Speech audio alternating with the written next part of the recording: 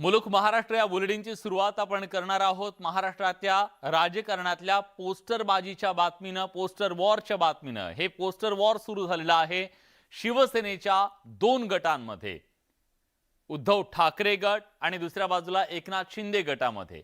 दसऱ्याच्या मेळाव्याच्या आधीच मुंबईतलं हे राजकारण तापायला सुरुवात झालेली आहे। पोस्टर वॉरच्या माध्यमातून आता शिवसेना आमचीच, शिवसेनेचे वारसदार आम्हीच असं म्हणत आता हे पोस्टर वॉर सुरू झालेलं आहे। मुख्यमंत्री एकनाथ शिंदे आणि शिवसेनेचे पक्षप्रमुख उद्धव ठाकरे यांच्यात दसरा मेळाव्याला गर्दी जमवण्यावरून जोरदार रस्सीखेच सुद्धा सुरू झाली आहे। आगामी दसरा मेळाव्यासाठी एकनाथ शिंदे समर्थकांकडून जोरदार तयारी करण्यात येते। वांद्र्याच्या MMRDA ग्राउंडवर होणाऱ्या या दसरा मेळाव्यासाठी शिंदे समर्थकांनी पोस्टर तयार केलंय। दसरा मेळाव्याच्या या पोस्टरवर बाळासाहेबांच्या फोटोसह धनुष्यबाण चिन्ह पाहायला मिळतंय। तर दुसरीकडे वांद्र्याच्या कलानगर जंक्शन जवळ ठाकरे समर्थकांनीही पोस्टर लावले। या पोस्टरवर काळ कठीण असणार अशा आशयाचा मजकूर पाहायला मिळतोय।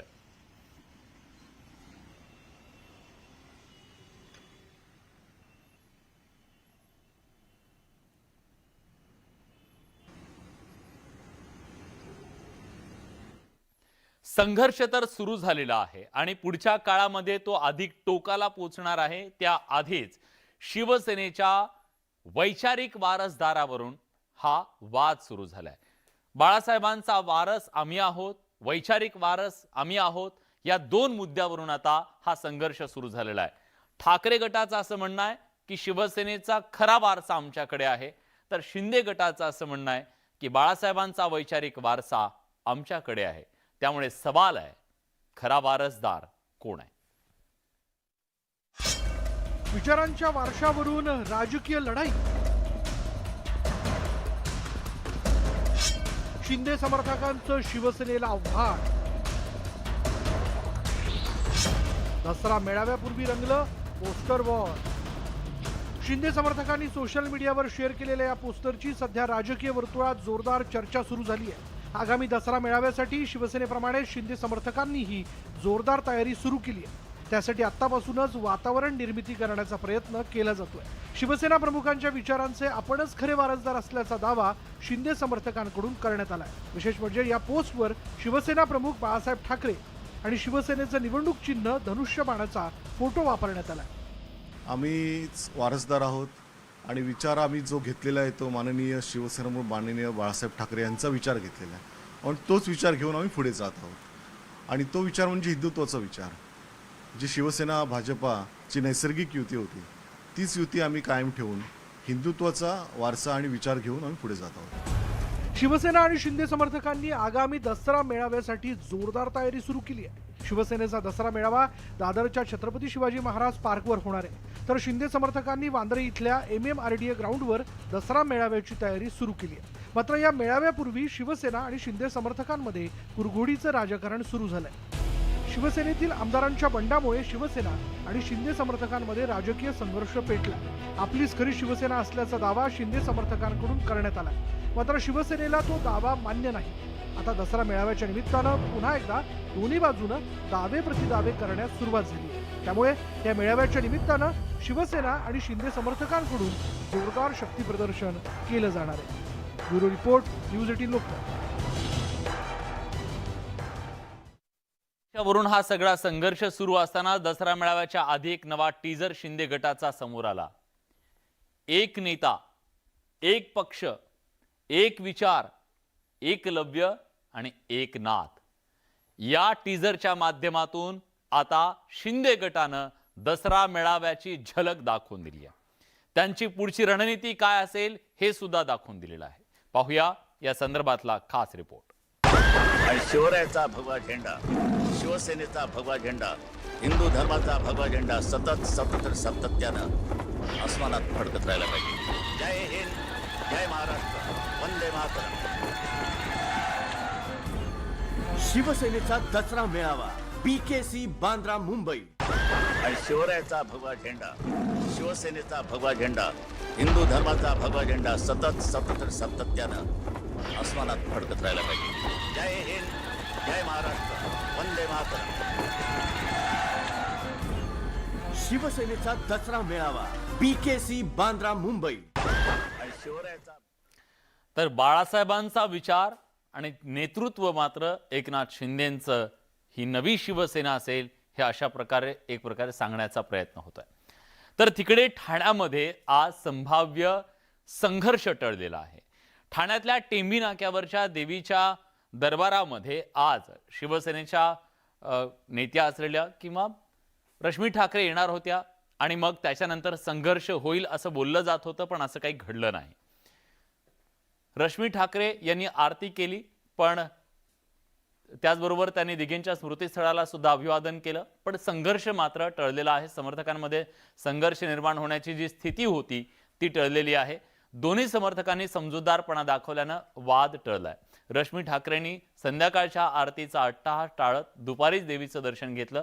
रश्मी ठाकरे ठाण्यात येणार म्हणून महिला शिवसैनिकांनी टेंभी नाक्यावरती मोठी गर्दी केली होती। रश्मी ठाकरेंनी सर्वात आधी आनंद आश्रमात जाऊन दिघेंच्या पुतळ्याला अभिवादन केलं, त्यानंतर त्यांनी टेंभी नाक्याच्या देवीचं दर्शन घेतलं। यावेळी त्यांनी देवीची आरतीही केली। रश्मी ठाकरेंसोबत किशोरी पेडणेकर, खासदार प्रियंका चतुर्वेदी, आनंद दिघे यांच्या भगिनी उपस्थित होत्या। रश्मी ठाकरेंच्या देवदर्शनावेळी शिंदे समर्थकांनी सुद्धा समजूतदारपणा दाखवला। ठाकरे समर्थकांनी केलेल्या घोषणाबाजीवर कुठलीही प्रतिक्रिया दिली नाही।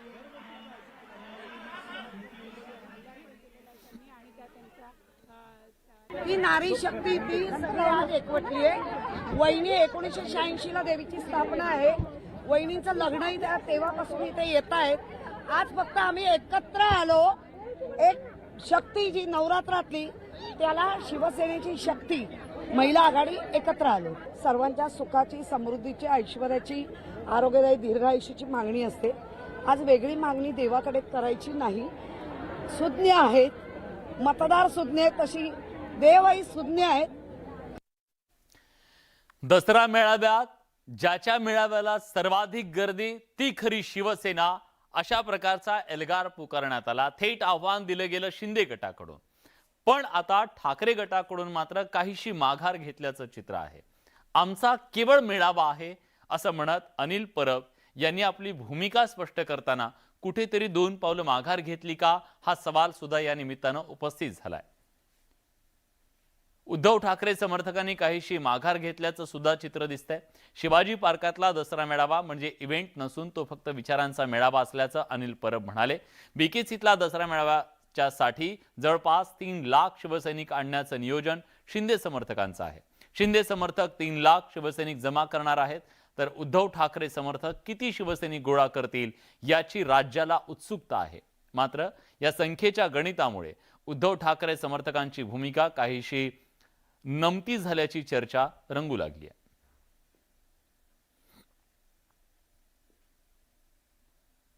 असं कोणाला कोठा कुठला दिलेला नाही। स्वतःच लोक ग्रामीण भागातून, महाराष्ट्रातून स्वतःच सगळे येतील आणि मग शिवसेना कुणाची त्याचा निर्णय मला वाटतं न्यायालयामध्ये लागण्याच्या आधीच दसऱ्याला 5 तारखेला लागेल असं मला तरी वाटतं। आज शिंदे गटाकडून टीजर लॉन्च करण्यात आलं, एक पोस्टर लॉन्च करण्यात आलं, त्याच्यात बाळासाहेब ठाकरे आहेत, शिवसेनेचा सिम्बॉल आहे, ललकारी फोडणारा वाघ आहे आणि हिंदुत्वाचं जे विचार आहे किंवा हिंदुत्वाचं जे गणित आहे ते त्यांनी या दोन्ही टीजरमध्ये आणि ते म्हणले की आम्ही विचारांचे वारसदार आहोत। त्यांच्यासाठी ही इव्हेंट आहे, आमच्यासाठी हा दसरा मेळावा आहे। शिंदे गटावर सातत्यानं खोके या शब्दाच्या माध्यमातून हल्ला चढवला जातोय।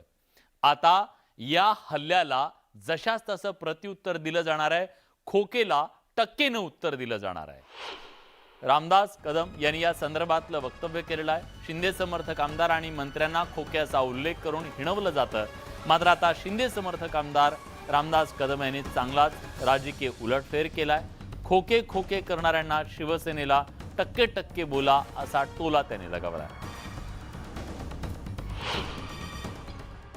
1 नंबर राष्ट्रवादी 57%, काँग्रेसला 33% आणि महाराष्ट्र मुख्यमंत्री आमचा उद्धवजी आम्हाला किती टक्के निधी? 16%। तुम्ही नापास।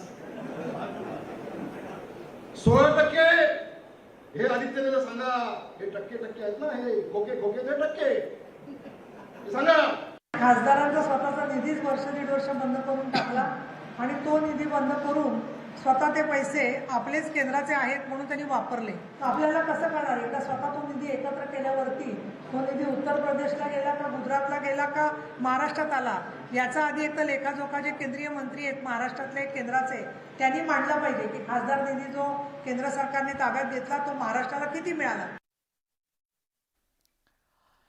शिंदे आणि ठाकरे गटामधला राजकीय आरोप प्रत्यारोपांचा कलगीतुरा काही थांबायचं नाव घेत नाहीये. शिंदे समर्थकांवर तोफ डागताना शिवसेनेच्या नेत्यांकडून शेलक्या शब्दांचा वापर केला जातोय. रामदास कदम यांच्यावर टीका करताना राऊतांनी जी टीका केली त्यानंतर पुन्हा एकदा हा वाद अधिक पेटलाय असंच म्हणावं लागेल.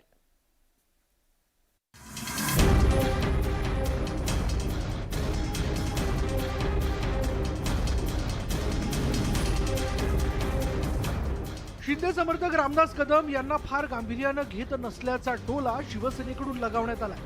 तर दुसरीकडे मागील काही दिवसांपासून रामदास कदम यांनी शिवसेनेवर जोरदार हल्लाबोल सुरू केला. रामदास कदम यांनी शिवसेना अडचणीत असताना पक्षाला आधार देण्याचं काम केलं होतं. 2005 मध्ये नारायण राणेंनी शिवसेना सोडली होती त्यावेळी रामदास कदम यांच्याकडे विधानसभेच्या विरोधी पक्षनेतेपदाची जबाबदारी देण्यात आली होती. शिवसेनेवर तुटून पडणाऱ्या नारायण राणेंना रामदास कदम तितक्याच तिखट भाषेत उत्तर देत होते. तत्कालीन आघाडी सरकारच्या विरोधात रामदास कदम आक्रमक अशी भूमिका घेताना दिसत होते. त्यामुळेच रामदास कदम यांनी 2019 मध्ये काँग्रेस आणि राष्ट्रवादी सोबत सरकार स्थापन करायला विरोध केला होता आणि आता एकनाथ शिंदेसोबत असलेले रामदास कदम शिवसेनेवर तुटून पडले.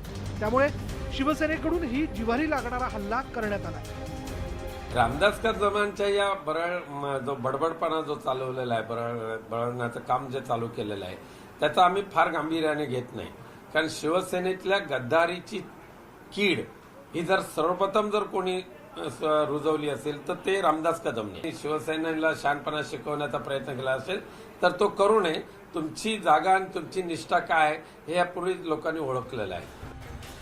2005 ते 2009 या कालावधीत रामदास कदम यांनी विरोधी पक्षनेता म्हणून सत्ताधाऱ्यांवर टीकेची झोड उठवली होती. राज्यभर दौरे करून शिवसेना आणि शिवसैनिकांची हिंमत वाढवण्याचं काम रामदास कदम यांनी केलं होतं. मात्र आता त्याच शिवसेनेकडून गद्दारीचा आरोप करण्यात आला. त्यामुळे शिंदे समर्थकांनी शिवसेनेला जळजळीत उत्तर दिलंय. शिवसेनेसाठी रामदास कदम यांनी हयात घालवली. पक्षानं दिलेल्या वेगवेगळ्या जबाबदाऱ्या त्यांनी निष्ठेनं पार पाडल्या. मात्र या राजकीय मतभेदांना गद्दारीची कीड म्हणून शिवसेनेनं एक प्रकारे रामदास कदम यांचा अवमानच केला. त्यामुळे शिंदे समर्थकांकडून संतप्त प्रतिक्रिया व्यक्त करण्यात आल्या. परिणामी हे प्रकरण लवकरच शमण्याची चिन्ह दिसत नाहीत. Bureau report, news 18 Lokmat. भाजपचे प्रदेशाध्यक्ष चंद्रशेखर बावनकुळे यांनी राष्ट्रवादी काँग्रेसवर जोरदार हल्ला चढवलाय. भाजपमध्ये पुढच्या काळात मोठ्या प्रमाणात इन्कमिंग होणार आहे. या इन्कमिंगच्या नंतर 2024 मध्ये राष्ट्रवादी काँग्रेसला निवडणुकीत उमेदवार सुद्धा मिळणार नाहीत अशा प्रकारची टीका त्यांनी केलेली आहे. येणाऱ्या काळात इतक्या मोठ्या प्रमाणात भाजपमध्ये प्रवेश होतील की महाविकास आघाडीला एकही उमेदवार सापडणार नाही असा टोला त्यांनी लगावलाय. दुसरीकडे इतक्या वर्षात फक्त बारामतीचाच विकास झाला, मात्र 5ही मतदारसंघ विकासापासून वंचित असल्याचं बावनकुळेंनी बोलताना म्हटलं. तसंच आगामी निवडणुकीमध्ये बारामतीला झटका बसेल असा दावाही भाजप प्रदेशाध्यक्ष चंद्रशेखर बावनकुळेंनी केलाय. एकूणच आता सत्ता संघर्षाच्या काळात ज्याप्रमाणे ठाकरे समर्थकांना मोठा धक्का बसला तसाच येणाऱ्या काळात 2024च्या निवडणुकीत राष्ट्रवादीलाही मोठा फटका बसण्याची शक्यता बावनकुळेंच्या या वक्तव्यानंतर निर्माण झाली. अजून मोठ्या मोठ्या असे प्रवेश होणार आहेत भाजपमध्ये की बॉम्ब ब्लास्ट सारखे एक एक प्रवेश म्हणजे असे झटके लागतील महाविकास आघाडीच्या पक्षाला जसे बॉम्ब ब्लास्ट होतात त्याप्रमाणे. त्यामुळे त्यांनी 2024 पर्यंत वाट बघावी. अशी परिस्थिती येईल की महाविकास आघाडी सरकारच्या नेत्यांना उमेदवार सुद्धा मिळणार नाही. इथल्या कार्यकर्त्यांनी सांगितलं मला की बारामती शहराचा फक्त विकास झाला आहे, पण 5 विधानसभा कुठेही बारामतीच्या विधानसभेच्या विकासात येत नाही. बारामती लोकसभेमध्ये 5 विधानसभा विकासापासून वंचित असं कार्यकर्ते तिथे जनता सांगतं, जनतेने सांगितलं आहे. आणि त्यामुळं थोडी पायाखालची वाळू घसरलेली आहे. आता घरोघरी फिरावं लागतं आहे. काँग्रेसचे नेते महाराष्ट्राचे माजी मुख्यमंत्री अशोक चव्हाण यांनी एकनाथ शिंदे यांच्याबद्दल एक मोठा गौप्यस्फोट केलाय. शिवसेनेच्या बद्दल एक मोठा गौप्यस्फोट केलेला आहे. 2014 साली शिवसेना काँग्रेस आणि राष्ट्रवादी सोबत येणार होती असा गौप्यस्फोट त्यांनी केलेला आहे. चव्हाण यांनी एकनाथ शिंदे यांचाही या शिष्टमंडळात समावेश होता असा धक्कादायक गौप्यस्फोट केलेला आहे. त्यांच्या या आरोपावर आता सत्ताधारी शिंदे समर्थकांकडून जोरदार प्रत्युत्तर दिलं जात आहे. सत्तारांनी तर चव्हाणच पक्ष सोडण्याच्या मुद्द्यावरून लक्ष हटवण्यासाठी अशा प्रकारची वक्तव्य करत असल्याचा आरोप केलाय. तर शिंदे जाणार नव्हते तर काँग्रेसच त्यांना गळाला लावण्याचा प्रयत्न करत होती असा टोला त्यांनी लगावलाय.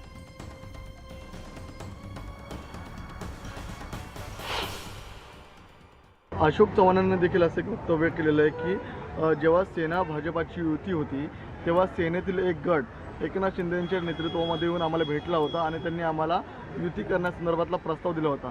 तेव्हा सेना तुमच्यासोबत होती. अशोक चव्हाणांची एक क्लिपच जर आम्ही जाहीर केली तर त्यांची अडचण होईल. आमचे मित्र आहेत ते त्यांची अडचण करू पाहत नाही. शरद पवार हे कायम महाराष्ट्रभर फिरत असतात.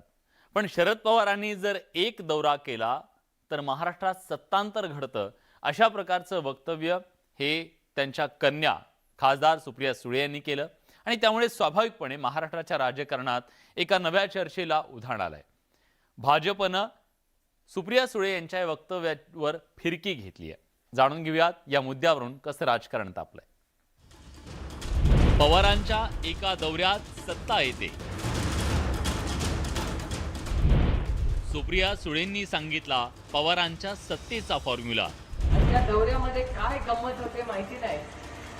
काही दिवस एक महाराष्ट्राचा दौरा झाला की ते पुन्हा सत्तेत येऊन बसतात. भाजपकडून सुप्रियांच्या वक्तव्यावर फिरकी. पवार साहेबांचं नाव घेऊन आता तुम्ही मोठे होऊ शकत नाही. आता त्यांनी तो काळ विसरून जावा. ज्यांना दिवसा स्वप्न बघायचे आहेत त्यांना तिलक लाभ लागो. राजकीय सत्तेचा निश्चित असा फॉर्म्युला नाही. पण राष्ट्रवादीच्या नेत्या सुप्रिया सुळेंना मात्र सत्तेचा फॉर्म्युला सापडल्यासारखं वाटतंय. इंदापुरातल्या एका कार्यक्रमात त्यांनी राष्ट्रवादी सत्तेत कशी येते याचं गुपित उघड केलं. शरद पवारांनी जेव्हा जेव्हा राज्यव्यापी दौरा केला तेव्हा तेव्हा राष्ट्रवादी सत्तेत आल्याचा दावा सुप्रिया सुळेंनी केलाय. आदरणीय पवार साहेबांचं जर तुम्ही 55 वर्षाचं राजकारण आणि समाजकारण पाहिलं तर त्याच्यात जेवढे चढ आहेत तेवढेच उतार आहेत. 55 वर्षात 27 वर्ष सत्तेमध्ये आणि 27 वर्ष विरोधात. ते विरोधात गेले ना गेले की ते दौऱ्यावर निघतात आणि त्या दौऱ्यामध्ये काय गंमत होते माहिती नाही. काही दिवस एक महाराष्ट्राचा दौरा झाला की ते पुन्हा सत्तेत येऊन बसतात. भाजप नेत्यांनी मात्र सुप्रिया सुळेंच्या या दाव्याची खिल्ली उडवली आहे. 21व्या शतकाचे नायक माननीय मोदीजी आहेत. पवार साहेबाचा तो काळ होता ज्या काळात त्यांचा एक वलय होतं. त्या काळामध्ये त्यांना त्या ठिकाणी त्यांच्या बोलण्यावर काही मतदान व्हायचं. पवार साहेबांच्या कामावर कितीदा तुम्ही मत मागणार. पवार साहेबांचं नाव घेऊन आता तुम्ही मोठे होऊ शकत नाही. शेवटी जनता ही बाप दाखवण्याची साधकर अशा विचाराची आहे आणि आता माननीय मोदीजींचं नेतृत्व हे देशाने स्वीकारलं आहे. आता त्यांनी तो काळ विसरून जावा. मला वाटतं दिवसा स्वप्न बघणाऱ्यांच्याबद्दल उघड्या डोळ्यांनी आम्ही काय त्याच्यावर प्रतिक्रिया द्यावी. ज्यांना दिवसा स्वप्न बघायचे आहेत त्यांना तिलक लाभ लागो. लोकसभा निवडणूक प्रचारात साताऱ्यात झालेली पवारांची पावसातली सभा राष्ट्रवादीचे नेते बहुतेक अजून विसरलेले नाही. पण आता महाराष्ट्रातली राजकीय परिस्थिती बदलली आहे. त्यामुळे सत्तेचा सुप्रिया सुळेंनी सांगितलेला फॉर्म्युला यावेळी चालेल की नाही याबाबत साशंकता आहे. बालाजी निरफळसह तुषार उपनवर. तर या होत्या आतापर्यंतच्या महत्त्वाच्या हेडलाईन्स आणि सुरुवातीलाच बातमी आहे ती म्हणजे काँग्रेसचे प्रदेशाध्यक्ष नाना पटोले यांच्या एका वादग्रस्त विधानासंदर्भातली. नाना पटोले याच्या आधी सुद्धा अनेक वादग्रस्त विधानांनी चर्चेत आले. आता त्यांनी राहुल गांधी यांची तुलना थेट प्रभू श्रीरामाशी केली. त्यामुळे एक नवा वाद निर्माण झालाय. ज्याप्रमाणे प्रभू श्रीराम यांनी कन्याकुमारीपासून प्रवास सुरू केला तसाच आता कन्याकुमारी ते काश्मीर यात्रा काढली. त्याच धर्तीवर राहुल गांधींनी सुद्धा प्रभू श्रीरामाप्रमाणे कन्याकुमारीपासून जम्मूपर्यंत यात्रा काढली. नाना पटोले यांनी एक प्रकारे राहुल गांधी यांची तुलना थेट प्रभू श्रीरामाशी करून नव्या वादाला तोंड फोडले.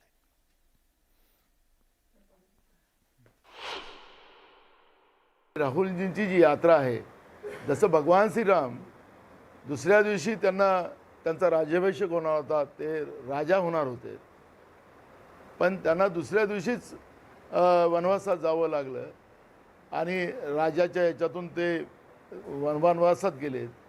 राहुलजी पण राजकुमारच त्याला म्हटलं जात होतं, भाजपवाले तेच म्हणायचे, त्यावेळेचे बाळासाहेब ठाकरे पण तेच म्हणायचे.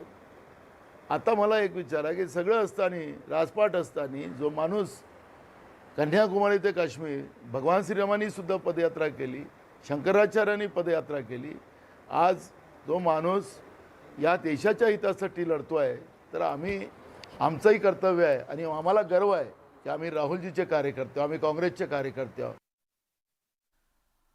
राज्यात सत्तांतर झाल्यापासून शिवसेनेच्या ठाकरे गटाकडून शिंदे समर्थकांवरती खोके असं म्हणत खोक्यांवरून हिणवलं जात आहे. पण या सगळ्या टीकेला उत्तर देताना आता शिंदे समर्थकांनी सुद्धा ठाकरे गटावरती हल्ला करण्यासाठी नवा शब्द आणला, तो म्हणजे टक्केचा. टक्केवारीच्या मुद्द्यावरून ठाकरे गटाला टार्गेट करण्याचा प्रयत्न शिंदे समर्थकांकडून होणार आहे आणि त्याच सगळ्या अनुषंगानं आज रामदास कदम यांनी शिंदे समर्थकांना एक नवा फॉर्म्युला दिलाय. पाहूया खास रिपोर्ट. खोके विसरा, आता आले टक्के. राज्याच्या राजकारणात नवे धक्के. आदित्य ठाकरेंना भाईचा दणका. रामदास कदमांचा नवा नारा. राज्याच्या राजकारणात 50 खोके एकदम ओके ही घोषणा चांगलीच गाजली.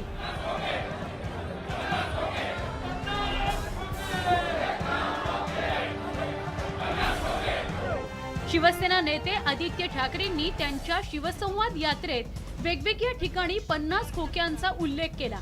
शिंदे समर्थकांवर टीका करणाऱ्यांसाठी शिवसेनेनं 50 खोक्यांचा एखाद्या ब्रह्मास्त्राप्रमाणे वापर केला. मात्र आता शिंदे समर्थक रामदास कदम मैदानात उतरले. त्यांनी महाविकास आघाडीतल्या सरकारमधील घटक पक्षांना किती टक्के निधी मिळायचा याची आकडेवारी सादर केली.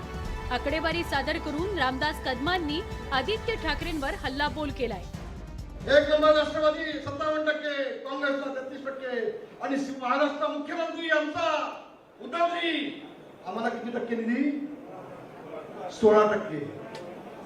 तुम्ही नापास. 16%. हे आदित्यला सांगा, हे टक्के आहेत ना, हे खोके ते टक्के सांगा.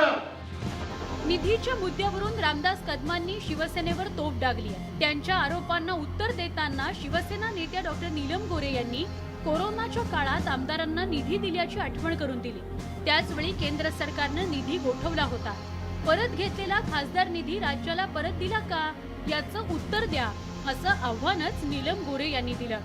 खासदारांचा स्वतःचा निधीच वर्ष दीड वर्ष बंद करून टाकला आणि तो निधी बंद करून स्वतः ते पैसे आपलेच केंद्राचे आहेत म्हणून त्यांनी वापरले.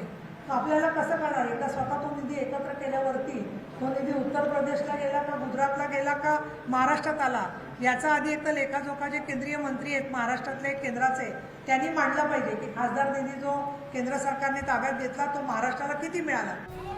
सत्ताधारी आणि विरोधक एकमेकांवर टीका करण्याकरता नेत्यांना खिजवण्यासाठी घोषणा देत असतात. शिवसेनेच्या खोक्याच्या टीकेला आता रामदास कदमांनी टक्क्यांचं उत्तर दिलंय. आता या टीकेवर शिवसेना कोणता नवा शोध लावते याकडे सगळ्यांचं लक्ष लागलंय. Bureau report, news 18 Lokmat. Rashtrawadi काँग्रेसचे नेते छगन भुजबळ यांनी देवी सरस्वतीच्या संदर्भात एक वादग्रस्त विधान केलं आणि त्याचे तीव्र पडसाद उमटले. भाजपच्या महिला आघाडीच्या कार्यकर्त्यांनी त्याच्या विरोधात आंदोलन सुद्धा केलेलं आहे. पण छगन भुजबळ मात्र आपल्या भूमिकेवर ठाम आहेत, आपल्या वक्तव्यावर ठाम आहेत. भुजबळ यांच्या एमएटी संस्थेच्या बाहेर भाजपच्या महिला मोर्चाच्या वतीनं आंदोलन करण्यात आलं. सध्या नवरात्र सुरू आहे आणि देवीच्या 9 रूपांपैकी एक असलेल्या सरस्वती मातेचा अपमान छगन भुजबळ यांनी केला, असं भाजपच्या महिला सदस्यांनी म्हटलंय. भुजबळांच्या वक्तव्यावरून आता वाद पेटलाय.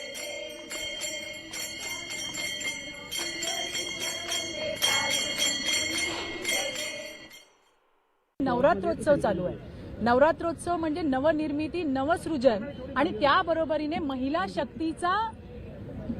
शक्तीला सन्मान देण्याचा उत्सव हा आहे. आणि या उत्सवाच्या काळामध्ये कुठेतरी धार्मिक तेढ वाढवणारं, जातीय तेढ वाढवणारं असं वक्तव्य राष्ट्रवादीचे ज्येष्ठ नेते भुजबळ साहेब यांच्याकडनं त्या ठिकाणी झालंय की सरस्वतीचं पूजन त्या ठिकाणी का सावित्रीमाईंचंच व्हायला पाहिजे.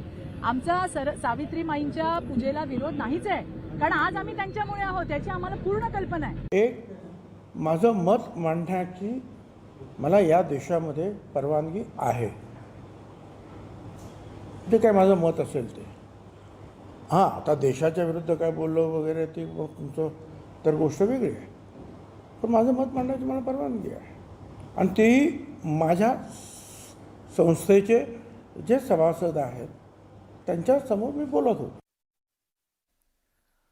वंशवादाच्या वक्तव्यावरून आधीच वादात सापडलेल्या पंकजा मुंडे यांचं एक नवं वक्तव्य सध्या चर्चेत आलंय. हे वक्तव्य आहे त्यांनी बेरोजगार स्वतःला म्हणत आपण इतरांना नोकऱ्या सध्या देऊ शकत नाही असं वक्तव्य केल्यानंतर स्वाभाविकपणे त्या वक्तव्याची राजकीय वर्तुळात मोठी चर्चा होतीये. भाजपचे नेते चंद्रकांत पाटील यांना मात्र पंकजा मुंडे असं बोलूच शकत नाहीत असं वाटतंय. पाहूया खास रिपोर्ट. वापरले आपण माझ्यासाठी. फुलचंद काकांनी देवीच्या कानात काय सांगितलं की ताईंना सांग मला काहीतरी काम द्या. आता म्हणजे मला खूप आनंद झाला, कारण मी जर कुणाला काम देऊ शकते म्हणजे मला काम मिळेल. सध्या मी बेरोजगारच आहे. पंकजाताई स्वप्नात सुद्धा असं म्हणू शकणार नाही. बऱ्याच वेळेला काय होतं, मागचा पुढचा संदर्भ आपण सोडतो आणि त्यामुळे त्या मधल्या वाक्याचा अर्थ तसा होतो. आता केंद्रीय नेतृत्व सुद्धा अशा प्रकारे तुम्ही धसमा केल्यामुळे गैरसमज करून घेणार नाही. यानंतर वक्तव्य आहे ते म्हणजे सुप्रिया सुळे यांचं. सुप्रिया सुळे यांनी आज शरद पवार यांच्याबद्दल एक सूचक वक्तव्य केलेलं आहे. शरद पवार विरोधात गेले की ते राज्यातल्या दौऱ्यावर जातात, महाराष्ट्राचा ते दौरा करतात आणि असं काय घडतं माहीत नाही, ते दौऱ्यावरून आले की थेट सत्तेत जातात असं म्हणत सुप्रिया सुळे यांनी हे सूचक विधान केलेलं आहे. आणि त्यांच्या या विधानावरून महाराष्ट्राच्या राजकारणात एका नव्या चर्चेला उधाण आलं.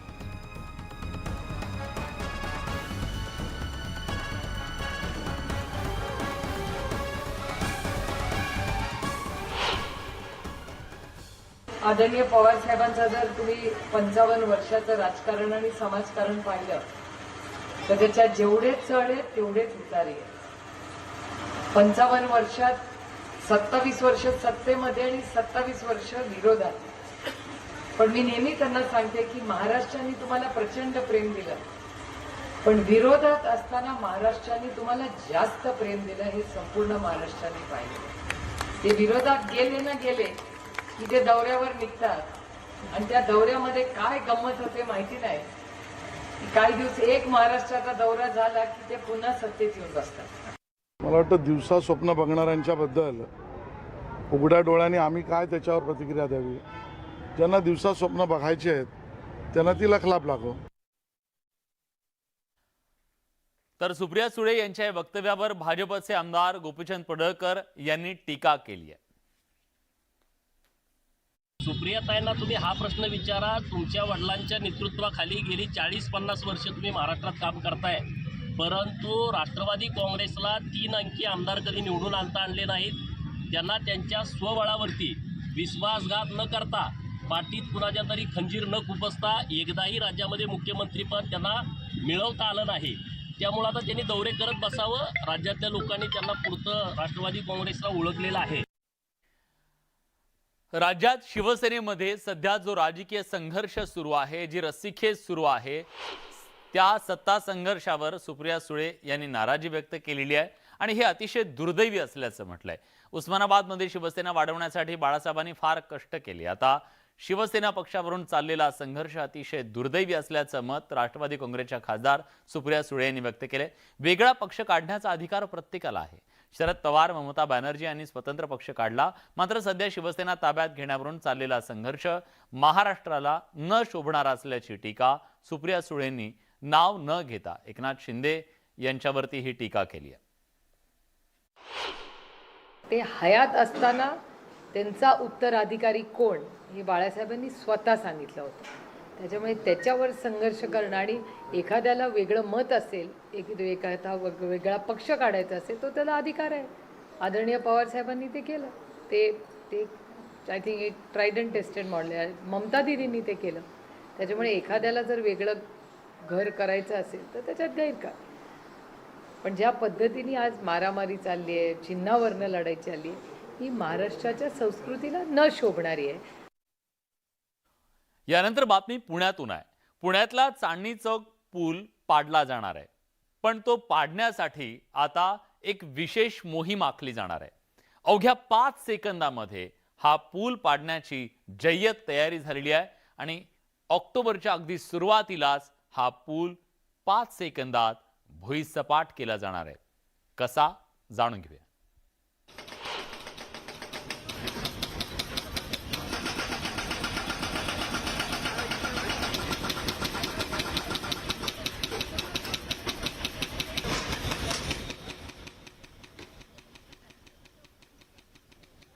चांदणी चौकातला हा पूल उद्ध्वस्त करण्यासाठी, भुईसपाट करण्यासाठी आता यंत्रणा तिथं कामाला लागलेल्या आहेत. नियंत्रित स्फोटकांच्या द्वारे हा पूल भुईसपाट केला जाणार आहे. अवघ्या 5 सेकंदामध्ये हा पूल भुईसपाट होईल. इथल्या रस्त्याचं काम आणि नव्या पुलाच्या साठी हा जुना पूल पाडण्याचं काम हाती घेण्यात आलेलं आहे.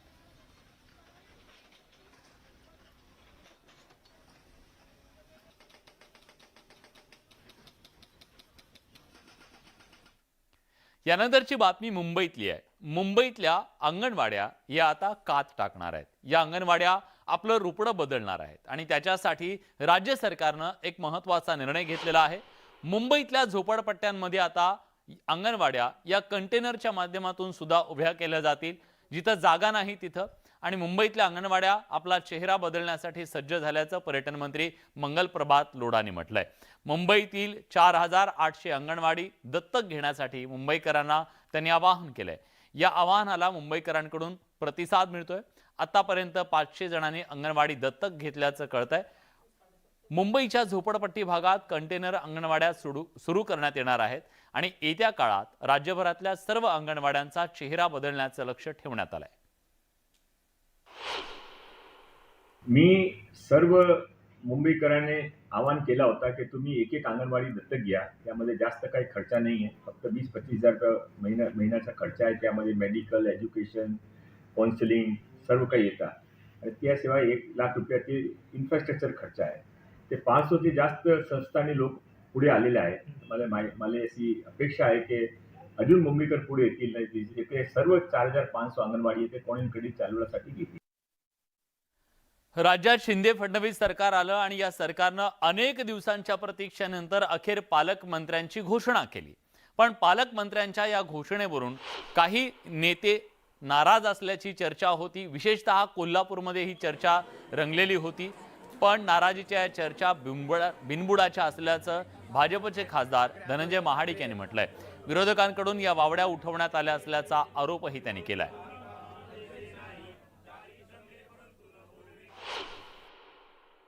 नोकऱ्यांमध्ये व्यवस्था करण्याची प्रश्न असो किंवा आता पोलीस भरतीची 20,000 पदं नव्यानं जाहीर केलेले आहेत. प्रकल्प जे रखडलेले होते, मेट्रोसारखे प्रकल्प किंवा मुंबईतले अनेक प्रकल्प, ते सगळे आता मार्गी लागले आहेत आणि सगळं सुजलाम सुफलाम सुरू आहे. विरोधकांनी अशा पद्धतीच्या वावड्या उठवायच्या असतात, त्याच्याकडे लक्ष देण्याची फारशी गरज नाही असं मला वाटतं. शेतकऱ्यांच्या प्रश्नांच्यासाठी सातत्यानं आवाज उठवणारी स्वाभिमानी संघटना ही सध्या विदर्भामध्ये मोठ्या संकटात आहे असं दिसतंय. कारण स्वाभिमानी संघटनेच्या आतमध्ये मोठी दुफळी माजल्याचंही समोर आलंय. स्वाभिमानी शेतकरी संघटनेचा अंतर्गत वाद चव्हाट्यावर आलाय.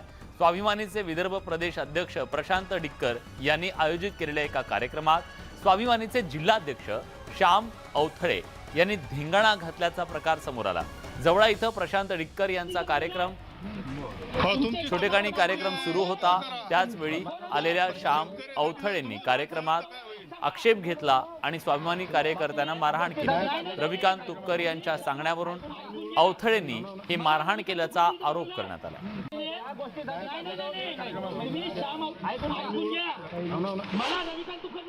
त्या ठिकाणी रविकांत तुपकरांनी श्याम अमतोडसह इतर 3 माणसं असे एकूण 4 माणसं आम्हाला मारण्यासाठी त्या ठिकाणी पाठवले होते आणि त्यांनी अक्षरशः त्या ठिकाणी आमची गाडी अडवली आणि माझ्यावर मारण्याचा प्रयत्न केला. पण माझे सोबत रोशन देशमुख त्यांनी सर्व ते वार स्वतःच्या अंगावर घेतले आणि खऱ्या अर्थानं या रविकांत तुपकरांनी संघटना मोडीत काढण्याची हे सुपारी घेतली का काय असा हा प्रश्न आता सर्व शेतकऱ्यांच्या समोर उभा राहिलेला आहे. याची जे लोक आम्हाला मारण्याला आले त्यांची सर्वांची या ठिकाणी चौकशी झाली पाहिजे आणि त्यांच्यावर कडक कारवाई झाली पाहिजे. यानंतरची बातमी काँग्रेसच्या गोटातून आहे. काँग्रेसचा अध्यक्ष कोण याच्यासाठी देशभर सध्या चर्चा सुरू असताना या स्पर्धेतून एक नाव मात्र मागे पडलंय आणि ते म्हणजे अशोक गहलोत यांचं. राजस्थानचे मुख्यमंत्री असलेले अशोक गहलोत यांनी आपण काँग्रेसच्या अध्यक्षपदासाठी अनुत्सुक असल्याचं सांगितलेलं आहे. त्यांना सर्वाधिक रस आहे तो म्हणजे राजस्थानमधली मुख्यमंत्री पदाची खुर्ची आणि त्या खुर्चीवरून पायउतार व्हायला ते तयार नाहीयेत. शेवटी हायकमांड जो निर्णय घेईल तो आपल्याला मान्य असेल हे जरी त्यांनी सांगितलं असलं तरी काँग्रेसच्या अध्यक्षपदात आपल्याला रस नाही हे सांगून त्यांनी मुख्यमंत्री पदात आपल्याला किती रस आहे हे दाखवून दिले.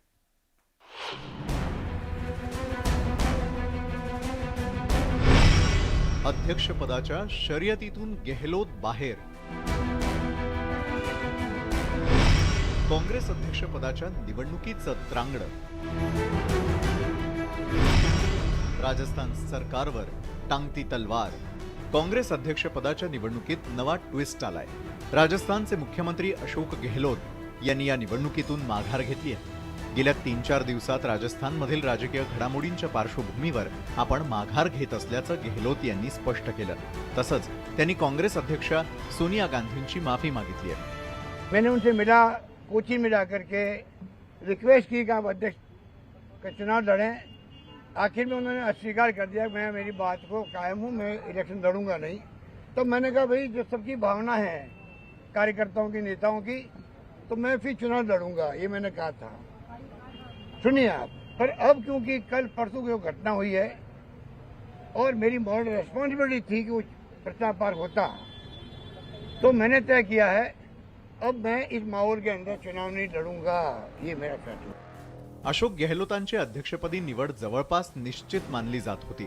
तसंच एक व्यक्ती एक पद या सूत्रानुसार त्यांना राजस्थानचं मुख्यमंत्री पद सोडावं लागणार होतं. मात्र त्यांच्या समर्थक आमदारांनी सचिन पायलट यांना मुख्यमंत्री करण्यास जाहीर विरोध दर्शवला होता.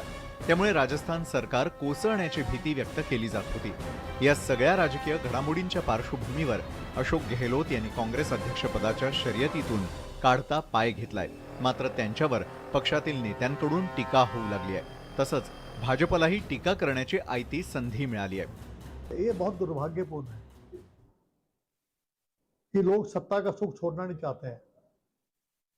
देखिए, पार्टी की वजह से कोई भी बड़ा नेता है वो पार्टी की वजह से, तो मेरा ये मानना है कि कोई भी व्यक्ति विशेष में मैं टिप्पणी नहीं करना चाहूंगा.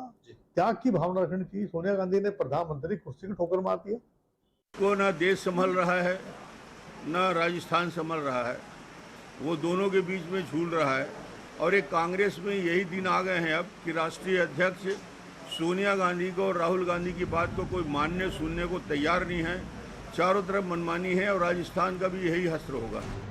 अशोक गेहलोत यांनी अध्यक्षपदाच्या निवडणुकीतून माघार घेतल्यानंतर आता गांधी कुटुंबाचे निष्ठावान दिग्विजय सिंग यांनी निवडणुकीसाठी कंबर कसली आहे. पूरा प्रयास रहा कि राहुल जी हमारे नए राष्ट्रीय अध्यक्ष बने. वो नहीं बनते हैं तो प्रियंका जी बने.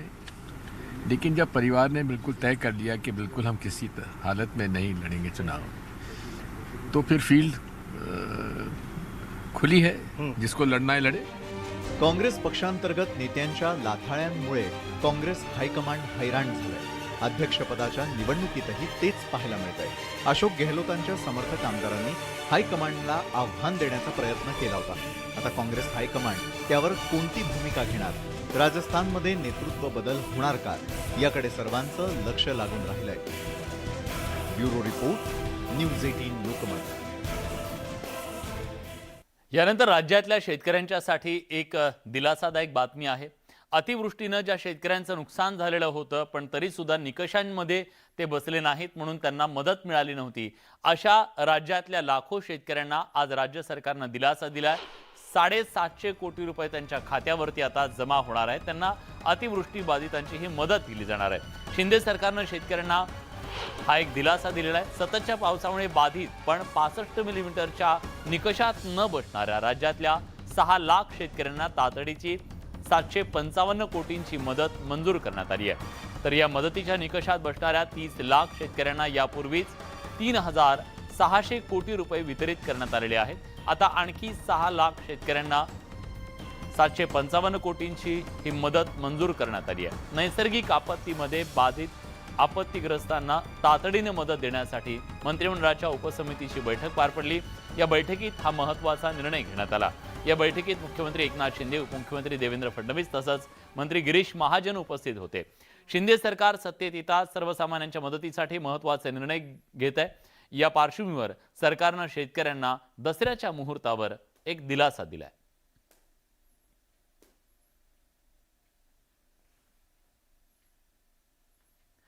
केंद्रीय मंत्री नितीन गडकरी यांनी एक अतिशय मोठा निर्णय घेतलेला आहे, त्याची घोषणा केली आहे।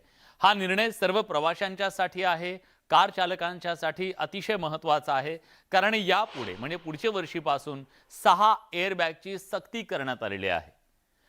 चारचाकी गाड्यांमध्ये या 6 एअरबॅगची सक्ती करण्यात आलेली असल्याची माहिती मिळाली आहे। हा निर्णय पुढच्या वर्षी अर्थात 1 ऑक्टोबर 2023 पासून लागू होणार आहे। केंद्रीय परिवहन मंत्रालयानं हा निर्णय घेतलाय। दुसरीकडे देशातील महानगरांमध्ये वाहतूक कोंडीची समस्या दिवसेंदिवस वाढत असल्यानं यावर तोडगा म्हणून सुद्धा आता हवेत उडणाऱ्या स्कायबसकडे पाहिलं जात आहे। भारतात स्कायबस कधी येणार याबाबत सगळ्यांना उत्सुकता आहे। यावर केंद्रीय रस्ते वाहतूक आणि महामार्ग मंत्री नितीन गडकरी यांनी महत्त्वाची माहिती दिली आहे। ज्या शहरात रस्ते मोठे करता येत नाही तसंच जमीन अधिग्रहणाबाबत समस्या निर्माण होतात अशा शहरांमध्ये स्कायबसचा पर्याय उपयुक्त आहे असं गडकरी म्हणाले।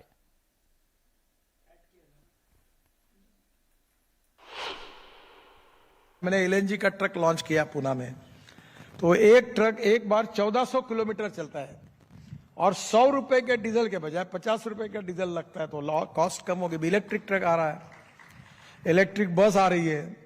अभी बेंगलोर में मैं गया था, तो मैं हवा में उड़ने वाली डबल डेकर बस शुरू करना सोच रहा हूं कि हवा में लोग उड़ते जाएंगे। तो ये नथिंग इज इम्पॉसिबल।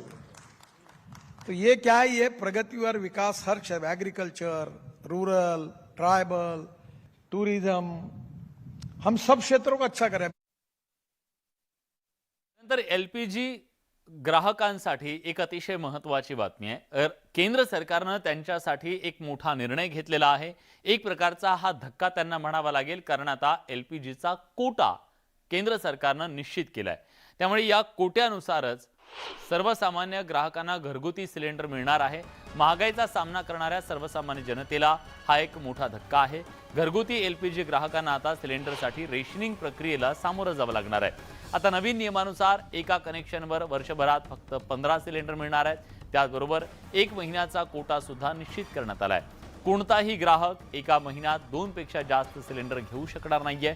आतापर्यंत घरगुती विना अनुदानित कनेक्शन धारक हवे तितके सिलेंडर घेऊ शकत होते।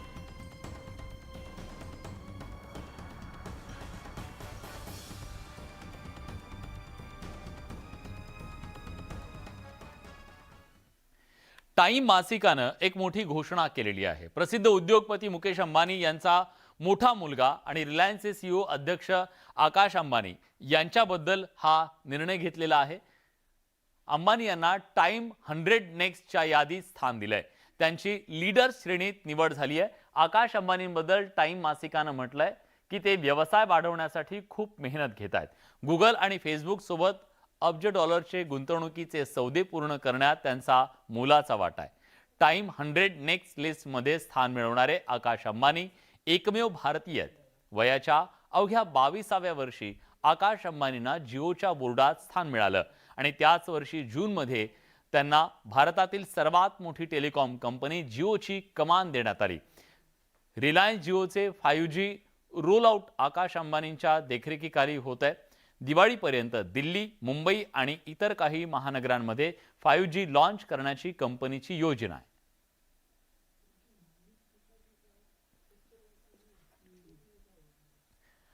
याच सगळ्या महत्त्वाच्या घडामोडींसोबत बुलेटिनमध्ये आपण इथेच थांबतोय. ब्रेक नंतर जाणून घेऊयात नवदुर्गांची प्रेरणादायी कहाणी. अभिनेत्री सोनाली कुलकर्णी यांच्यासोबत. कुठे जाऊ नका, पहा फक्त न्यूज 18 लोकमत.